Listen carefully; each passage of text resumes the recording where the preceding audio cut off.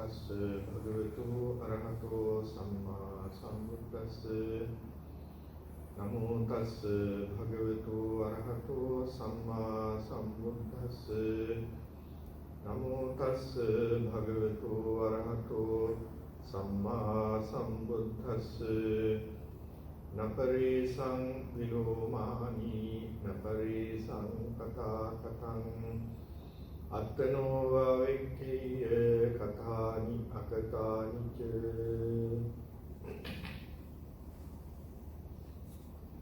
පින්තුනේ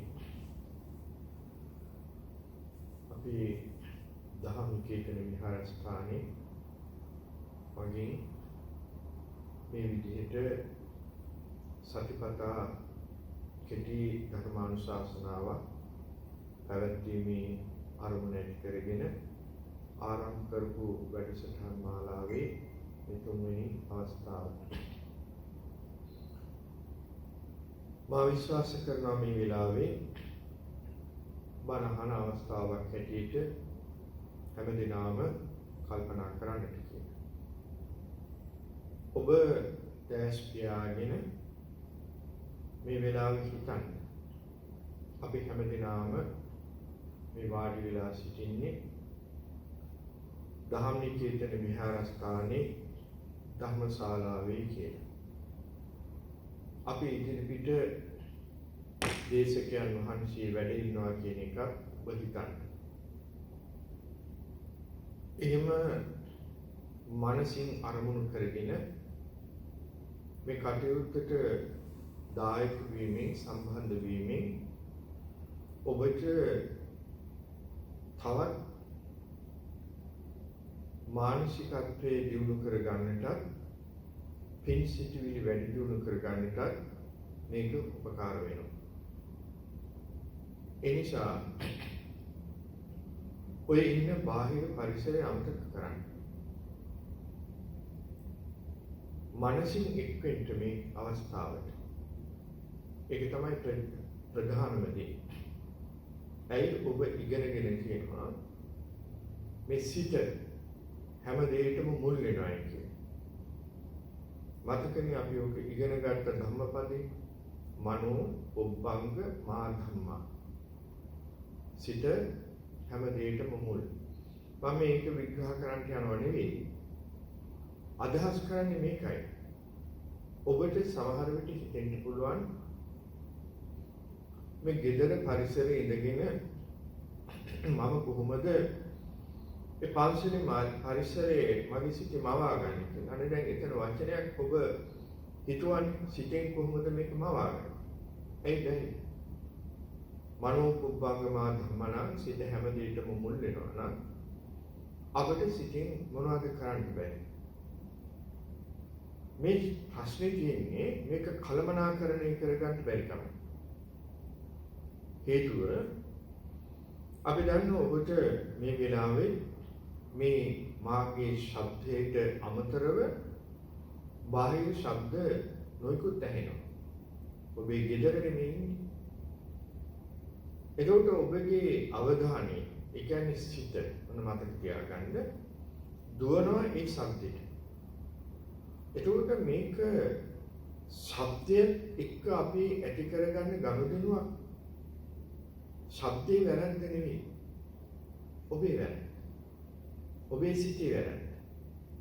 ඇයි මම එහෙම කිව්වේ? අපේ සිත පුරුදු වෙලා තියෙන හැමතිස්සෙම මේ අරමුණු හොයාගෙන යන්න.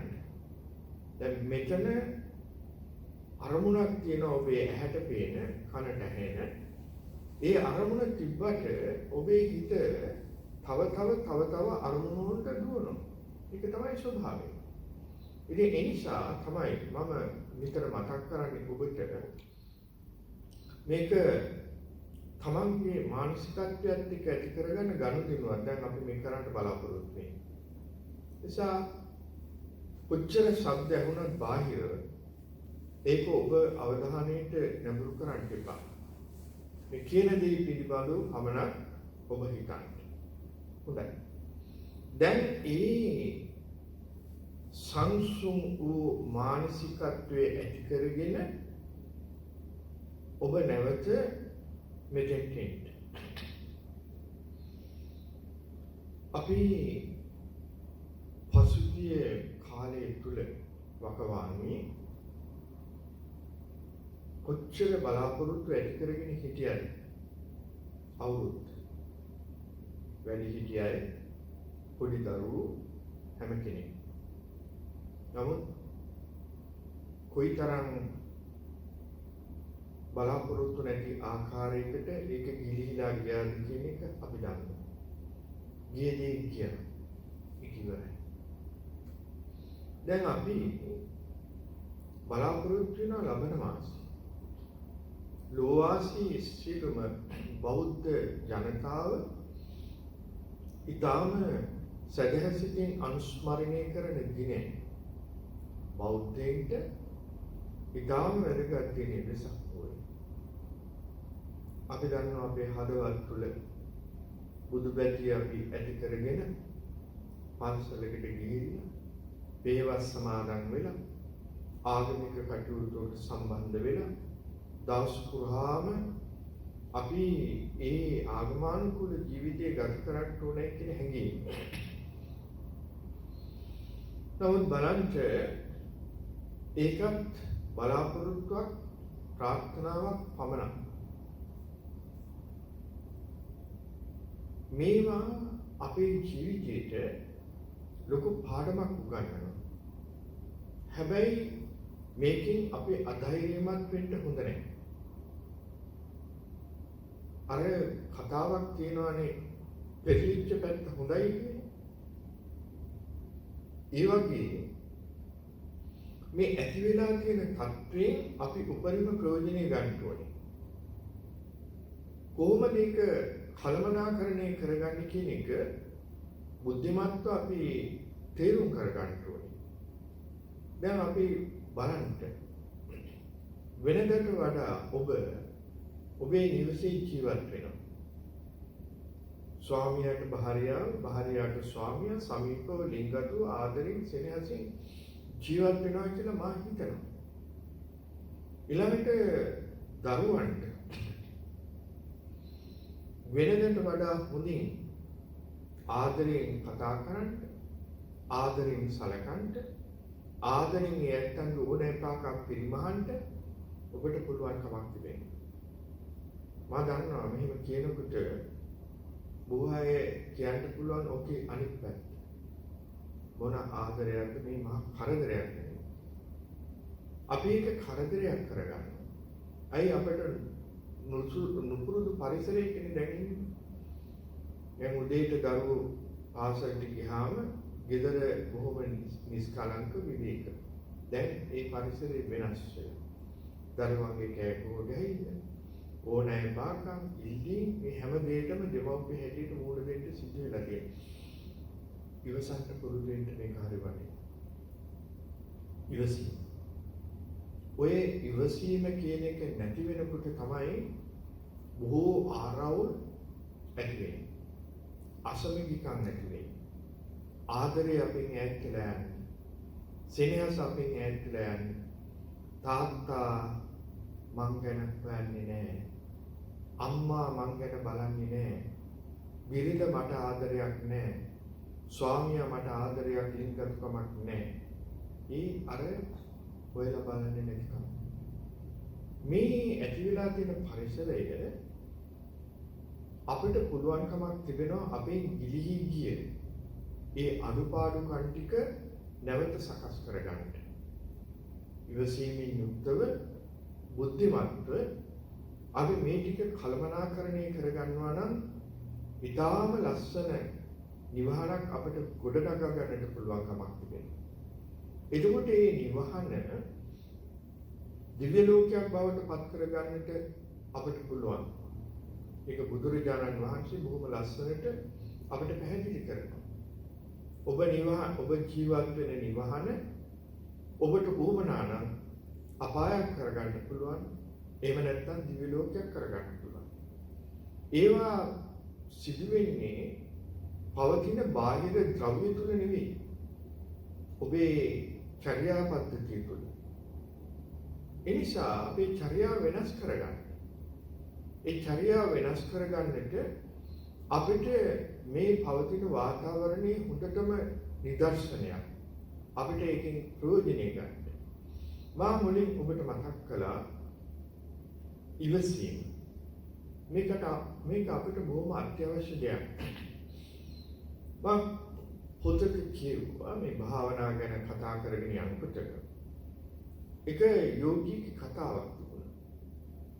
මේ තැනත්තා භාවනා කරන්නේ තමන්ගේ කුංචි කුටිය තුල වාඩි වුණාම කොහෙද ඉඳලා ඇතිවෙච්ච පූසේ කෑගෝ ගහගෙන ආවා. ඇවිල්ලා මේ යෝගිතුමාගේ උකුලට පනිනවා.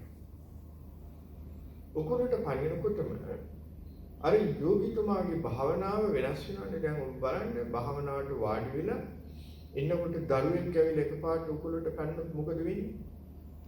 එකපාරට යෝගිතුමාගේ මනස ගැස්සුණා. පොඩි කේන්තියකුත් ආවා. බලලා විසිකෙරුවා. දැන් බලලා විසිවෙච්ච බලලා එතන වැටිලා ටිකක් වෙලා ඉන්න යෝගිතුමා පටන් ගන්නවා ආයි භාවනා කරන්න. ටික වෙලාවක් යනකොට ආයිත් මේ බලලා ඇවිල්ලා උකුලට පැනනවා. ආයිත් යෝගිතුමා බලලා අරගෙන එළියට විසිකෙරුවා. දැන් හොඳයි. ආයි භාවනා. ආයි ටික වෙලාවක් යනකොට අර පුස ආයිත් එනවා. කෑ ගහගෙන ඇවිල්ලා ආයි උකුලට පැනලා උකුලේ නිදා ගන්න. ඒ යෝගිතුමා කල්පනා කරනවා දැන් මම එක සැරේකුත් මුව විසිකෙරුවා. දෙවෙනි සැරේ දොරණුත් දෙලියට විසිකෙරුවා. දැන් ආයෙත් ඇවිල්ලා. ඊට පස්සේ මොකද කිව්වේ? යෝගිතුමා කල්පනා කරනවා නෑ ඔය හිතෙන්නේ. එයාත් කියනවා මමත් කියනවා. දැන් පූසත් පොඩොක්වි තාපසතුමා පූස පිළිබඳව කල්පනා කරන්නේ නැතුව එයාගේ වැඩේ කරනවා. දැන් බලන්න මොකද උනේ කියලා. දෙන්නගේම වැඩේ සාර්ථකයි. පූසට හොඳ නිින්ද, තාපසතුමාට හොඳ සමාධිය. දැන් මුලින් මොකද උනේ? මුලින් එයා අර සතා බාධාවක් කරගත්තා. පස්සේ යා තේරුම් ගත්තා මේ අරමුණ. ඇයි මේ අරමුණ මම බාධාවක් කරගන්නේ? මම මුලින්ම ওই කතන්දරේ පෙන්නුතුන්ට කිව්වා. ගෙදර තියෙන පරිසරේ අරමුණු. මේ අරමුණු අපි බාධාවක් කරගන්න ඕනේ නෑ. ඒ අරමුණු නිසි විදිහට කළමනාකරණය කරගන්න පුළුවන් නම් අපිට පුළුවන් ඉවසීමෙන් යුක්තව කාලය ගත කරන්න. ඒ ඉවසීම පිළිබඳව කතා කරන්න ගිහිල්ලයි ඔය ටික මම ඔබට මතක් කරේ. ඉතින් අපි තව සති දෙකකින් අර ශ්‍රේෂ්ඨ දවස් අනුස්මරණය කරනවා. මොකද්ද? වෙසක්. දැන් මේකට අපි ඉස්සර නම් කොච්චර ලකලැස්ති වෙනවද කියලා බලන්න. දැන් මේ පවතින අයහපත් වාතාවරණ නිසා අපි කිසි කෙනෙකුට එහෙම ලකලැස්ති වීමක් පිළිබඳව හිතන්න බෑ. ඔබ දන්නවා පවතින නීති රීති යටතේ විහාරස්ථානයකටවත් අපිට වෙසක් පුර 15ක් බොහෝ දවසේදී ගොඩ වෙන්නට පුළුවන් කමක් ලැබෙයිද කියන ප්‍රශ්නේ අපිට තියෙනවා. ඒ වුණාට අපි වැඩ කරනවා. වැඩ කරන්නේ කොහොමද? අපිට පුළුවන් අපේ ගෙදර ඉඳගෙන ඒ කටයුතු ටික කරන්න. මම මාතෘකා කරගත්තේ මොකක්ද කියලා බලන්න. නපරේසං විලෝමානි නපරේසං කතා කතං අත්තනෝ අවික්ඛිය කතානි අකතානි. මේක බොහොම සරලව අපි කතා කරොත් අනුන්ගේ අපිට උපනාවක් නැහැ. කියන්නේ අනුන්ගේ දේවල් අනුන් කළ කී දේවල් අපට අවශ්‍ය නැහැ. අත්තනෝ අවික්ඛිය කතානි අකතානිච්ච. මම කලේ මොකද්ද? මම නොකල මොකද්ද කියන එක ආවර්ජනා කරලා බලන්න. ඔක තමයි මේ ගාථාවේ සරල තේරුම. තවත් ඕක අපි සරල කරනවා නම් අනුන්ගේ දේ ගැන හොයන්න යන්න නැතුව තමන් කරගත්ත දේ තමන්ගේ ගැන විතරක් හොයන්න. මේක හරි වටිනා වාදයක්. ඇයි මේක වටිනා අවවාදයක් කියලා කියන්නේ? අද සමාජයේ බොහෝ දෙනෙක් බහුතරයක් පුරුදු වෙලා සිටින්නේ තමන් ගැන හොයනවට වැඩිය අනුන් ගැන හොයන එක. පන්සලට ආවත් උගදෙනෙක් කරන්නේ ඒක. අපිට පේනවනේ සමහර වෙලාවට අපේ කනට ඇහෙනවනේ. ආවම බලනවා මොනවද කරන්නේ? කායකද කතා කරන්නේ? මොකක්ද ඇඳගෙන ඇවිල්ලා ඉන්නේ නේද? ගිහින් මොනවද කරන්නේ? ඕවා. මේ මම කොහොමද හැසිරෙන්නේ මගේ කාර්යපටිපාටිය මොකක්ද කියන එක ගැන නෙවෙයි හිතන්නේ. දැන් මොකක්ද මේකෙන් අපි බලාපොරොත්තු වෙන්නේ? මේකෙන් අපි බලාපොරොත්තු වෙන එක දෙයක්. මොකක්ද අපේ සිත අනවශ්‍ය මකුල් දැල්වල අපි පටලව ගන්නවා. පටලවගෙන මොකද්ද කරන්නේ? ඒ අනුන්ගේ ඕපාදූප ටික අනුන්ගේ චර්යා රටාවල් අපේ සිත තුළට ඇතුල් කරගෙන අපි අනවශ්‍ය දේවල් වලින් අපි සිත පුරෝගෙන අපි පන්සලෙන් එළියට යනවා. දැන් මොකක්ද මේ? ඔබ බලාපොරොත්තු වෙන්නේ? අපි පන්සලට එීමෙන් මොකක්ද අපේ අපේක්ෂාව? අපි නිවන කියලා කියනවනේ. නිවනයි කියලා කියන්නේ නිවීමනේ. නිවන කියලා කියන්නේ නිවීම. මොනවා නිවීමද? කෙලෙස් නිවීම. දැන් ඒකනම් මූලික අරමුණ පරමාර්ථය නිවීම නම් ඔබ දැන් මෙතන සිද්ධ කරගත්ත නිවීමක් නෙවෙයි. සමහර වෙලාවට නිවිලා තියෙන තවත් දේ ඔබ අවුලගෙන යනවා, පත්තු කරගෙන යනවා. එතකොට නිවීම වෙනුවට ඔබ කරගෙන තියෙන මොනවාද? අනවශ්‍ය දෙයට අවුලවල ගිනි තියාගෙන යන්නේ. ඊළඟට බලන්න ඔබේ සිතට දැන් මොකද්ද වෙලා තියෙන්නේ? ඇවිලෙනවා. මොනවද ඇවිලෙන්නේ? අර අනවශ්‍ය සිටිවිලි තුනේ. එයි මෙහෙම උනේ. ඔබ අර නපරේසං විලෝමානි නපරේසං කතාකතං අත්තනෝ වවික්කී කතානිය කතානිය. මම කළ නොකළ දේ පිළිබඳව සිතනව වෙනුවට අනුන්ගේ දේවල් ගැන අපි හිතන්න යන්නේ. මේක වැඩක් නෑ. මොකද අපිට කාර්යවලදී උපද්ද තියෙන ප්‍රයෝජනය. බුදුරජාණන් වහන්සේ නිතරම අපට පැහැදිලි කරන්නේ ඔබ ගැන හොයන්න. අර කතන්දරයක් කියනවානේ බුද්ධ කාලේ රාජකුමාරවරු පිරිසක් ගුවනට ගිහිල්ලා ඇතිවෙච්ච අබන්තිය. පස්සේ මේගොල්ලෝ යනවා කාන්තාව ගානේ. ඊවනම පැත්තක ගහකට බුදුරජාණන් වහන්සේ වැඩ ඉන්නවා. ඒකට මේ ඇත්ත ගිහිල්ලා බුදුහාමුදුරන්ගෙන් අහනවා ඔබ වහන්සේ දැක්කද මේ පැත්තෙන් කාන්තාවක් එහෙම යනවා? ඒකට බුදුහාමුදුර අහනවා මොකටද වැඩි? අනුන්ගේ ගැන හොයන්නේ. ඇයි නරකද තමන් ගැන හොයන්නේ? ඒක බුදුරජාණන් වහන්සේ අතට වාඩි තමන් ගැන පොඩි අවවාදයක්. මේක අපිට ජීවිතේට උකහා ගන්නට පුළුවන් නම් පින්නතුනේ අපේ ජීවිතේ සකස් කරගන්න උක හරි වටිනවා. නිසා ඔය දැස් පියාගෙන ඉන්න ගමන් ඔබ ඔබේ ජීවිතය ගැන ආවර්තනා කරන්න.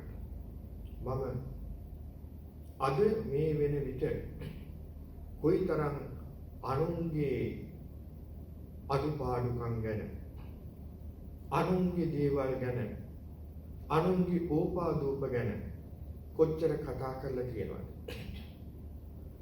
මොකද්ද මට එකකින් ලැබිච්ච ඵලය? ප්‍රශ්න කරලා බලන්න. ඔබට උත්තරයක් ලැබෙන්න ඕනේ. දැන් ඒ උත්තරේ ධනාත්මකද ඍණාත්මකද කියලා බලන්න. ඒ කියන්නේ වැඩදායී උත්තරයක්ද අවඩ උත්තරයක්ද? ඔබට ඵලදායීද නැත්නම් නිෂ්ඵල උත්තරයක්ද? මා දන්නවා ඒකට ලැබෙන පිළිතුර. ඔබත් දන්නවා. වැඩදායී නැහැ. නිෂ්ඵලයි. එහෙනම් ඔබ මෙච්චර කාලයක් මොකද්ද මේ කළේ? නිෂ්ඵල කටයුත්තකට අපේ සිත යොමු කරලා. ඒ කියන්නේ අනුන්ගේ දේවල් හොය අනුන්ගේ අඩුපාඩු ගැන හොය අනුන්ගේ කාපු දීපු දේවල් ගැන හොය අනුන්ගේ රස්සාව කරන තැන හොය ඕවා හොය අපේ කාලය ගත කළා මිසක් මම කලේ මොනවද මම නොකලේ මොනවද කියලා මට ගන්න බැරි වුණා.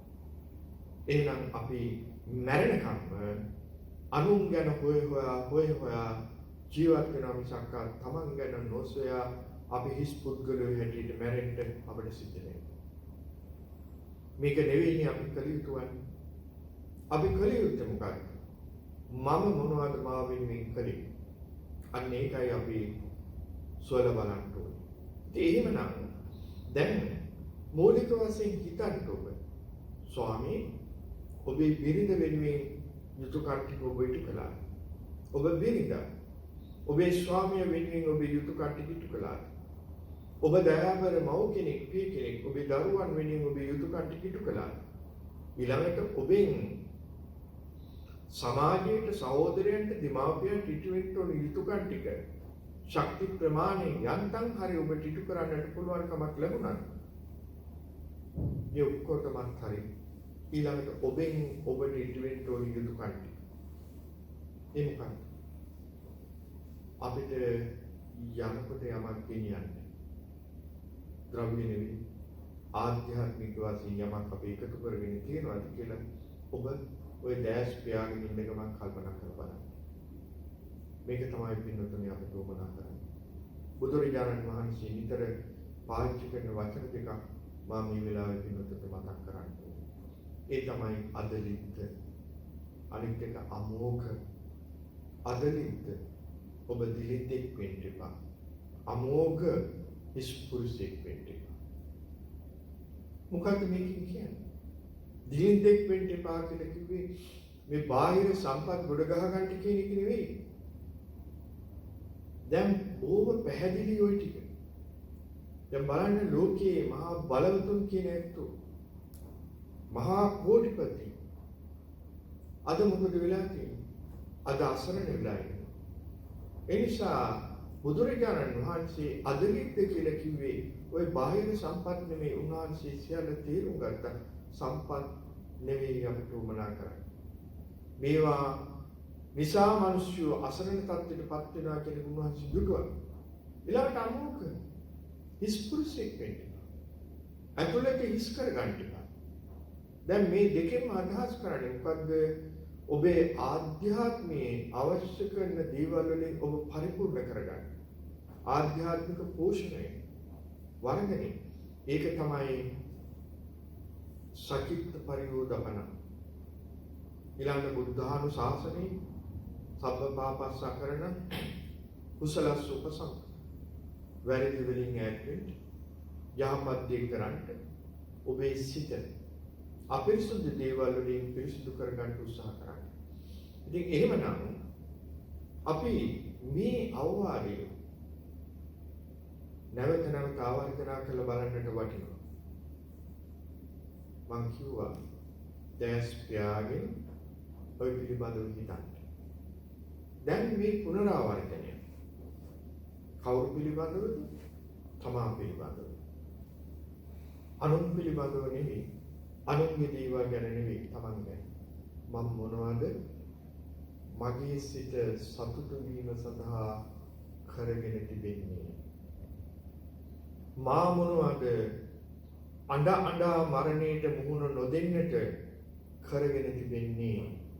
මා මොනවද අනේ අපොයි කියමින් මරණයටපත් වෙනවට වඩා සන්තෝෂයෙන් මරණයටපත් වෙන්න මා කරගෙන තිබෙන්නේ?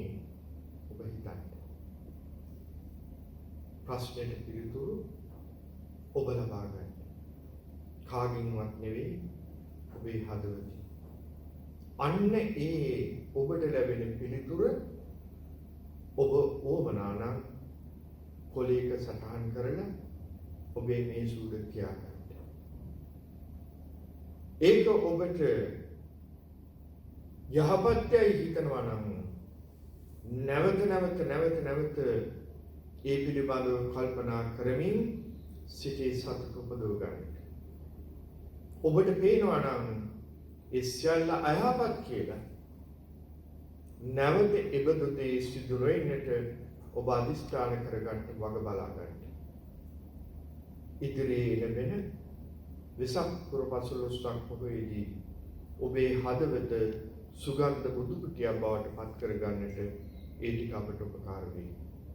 උපදව ගන්නා වූ ගුණධර්මයෙන් අපට මේවර වෙසක් කූඩු තනා ගන්නට නොහැකි වුණත්, වෙසක් පහනක් දල්වන්නට නොහැකි වුණත්, වෙසක් තොරණක් ඉදි කරන්නට නොහැකි වුණත්, ඔබේ හදවත වෙසක් තොරණක් බවට පත් කරගන්නට, වෙසක් පහනක් බවට පත් කරගන්නට, ආලෝකයක් බවට පත් කරගන්නට ඒ ටිකට ඔබට උපකාර වෙයි.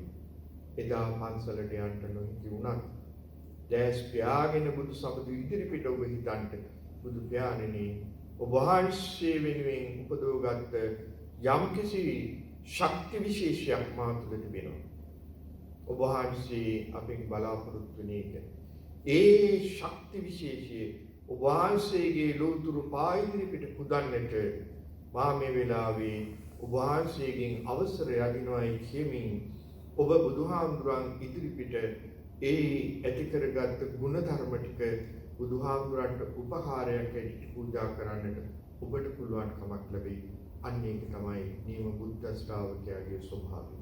ඒ ශක්තිය ඔබ තුළ ඇති කරගන්නට ඔබට සියලු යහපත උදා වේවා.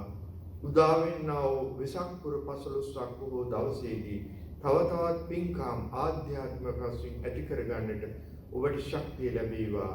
ඒ සඳහා ඔබට මේ පෙරහුරුවක් බවට පත් වේවා කියලා මා මේ වෙලාවේදී ප්‍රාර්ථනා කරමින් හැම දිනාටම තෙරුවන් සරණින් සුවිසි මහා ගුණ බලයෙන් සම්බුදු දෙවියන්ගේ ආශිර්වාද ආරක්ෂාව රැකවරෙන් සිතක් සාන්තියක් යහපතක් වේවා, නිරෝගී වේවා, නිරෝගී වේවා, නිරෝගී වේවා කියලා මා ප්‍රාර්ථනා කරනවා. සම්මා සම්බුදු සරණයි.